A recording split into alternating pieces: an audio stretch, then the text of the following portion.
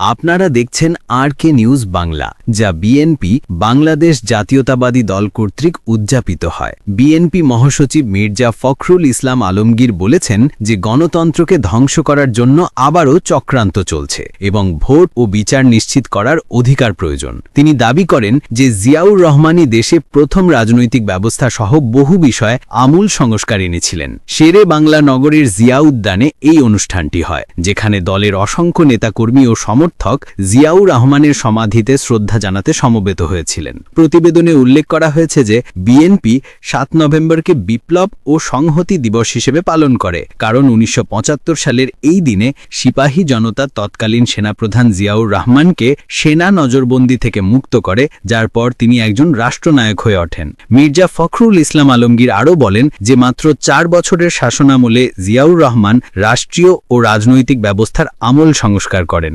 একদলীয় শাসন বাকশাল থেকে বহুদলীয় গণতন্ত্রে পরিবর্তন আনেন। তিনি আরও যোগ করেন যে জিয়াউর রহমান বাংলাদেশের অগ্রগতির মূল ভিত্তি স্থাপন করেছিলেন। বিএনপি মহাসচিব পুনর্ব্যক্ত করেন যে সরকার সঠিক সময় নির্বাচন আয়োজনে কার্যকর পদক্ষেপ নিক। সংবাদ শেষে বলেন যে বিএনপি জিয়াউর রহমানের আদর্শকে সামনে রেখে ভোটাধিকার প্রতিষ্ঠা ও গণতন্ত্র পুনরুদ্ধারের পথে এগিয়ে যেতে চায়।